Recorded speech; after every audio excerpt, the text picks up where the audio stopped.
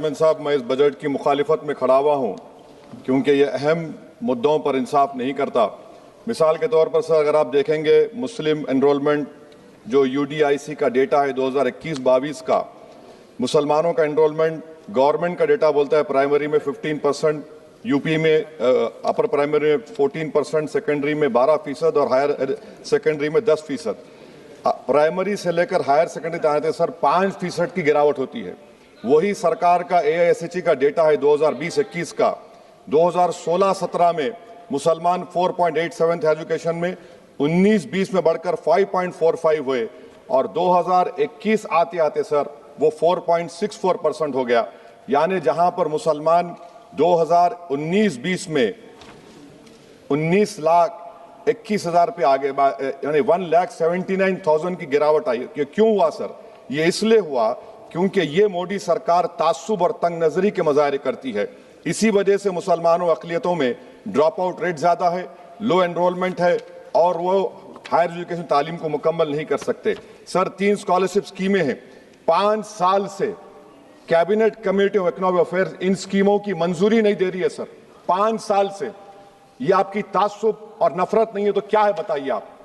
Budget तो पास हो रहा है ऐवान में, 5 साल से आप पैसे नहीं दे रहे हैं। क्यों? क्योंकि cabinet committee of economic affairs इसको मंजूरी नहीं देती है। और मैं बताना चाह रहा हूं, आप विकसित भारत बनाना चाहते हैं, मैं तायद करता हूं, मगर क्या आप 14% आबादी को नहीं पढ़ाकर उनको एलिनेट कर आप विकसित भारत बना पाएंगे?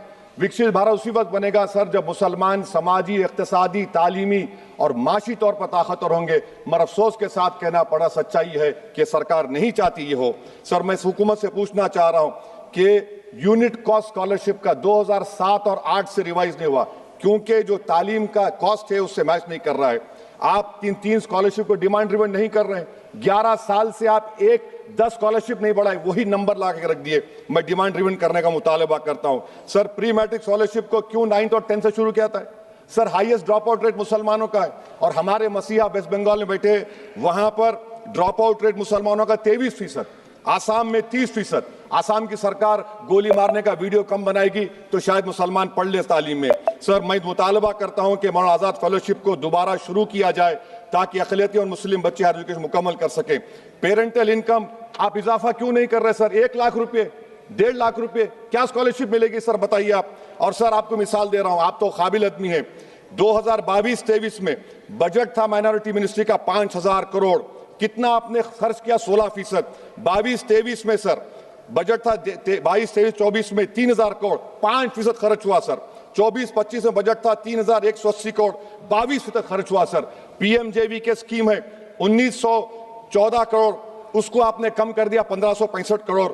तो मैं सरकार से मुतालबा करता हूं कि मिनिस्ट्री ऑफ माइनॉरिटी के बजट का 10,000 करोड़ कम से कम होना चाहिए। तासुबियत को खत्म करिए आपकी स्कीम में। सर दूसरी बात, इनकम टैक्स के बेनिफिट मिलती थी हमारे फौज के सिपाहियों को जो विकलांग थे, आपने इनकम टैक्स बेनिफिट छीन लिया उन लोगों को।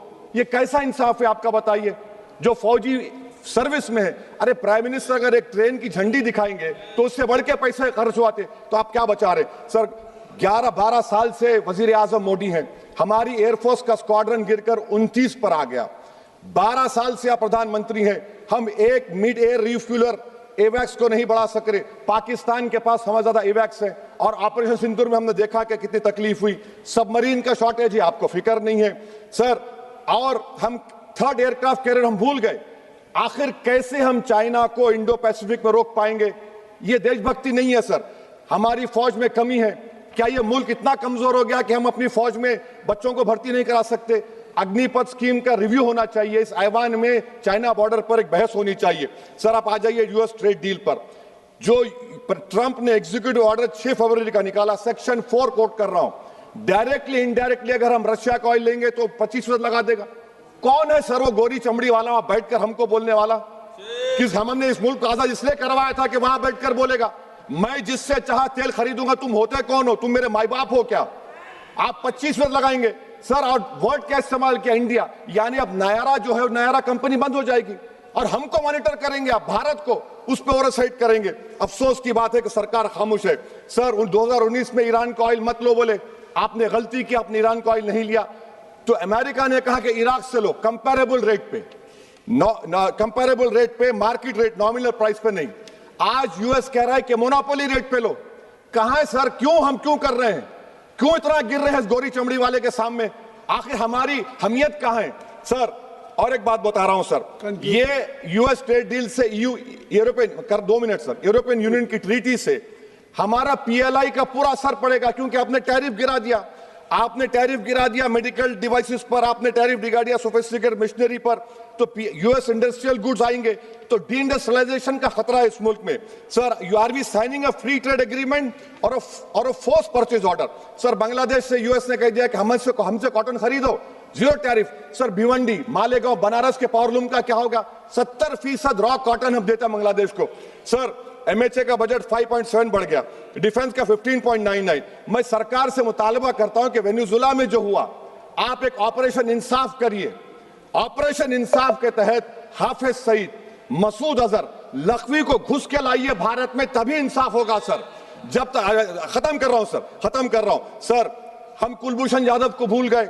वो कुलभूषण यादव को आईसीजे में रुकाया। आखिर हम कब लेके आएंगे कुलभूषण यादव को?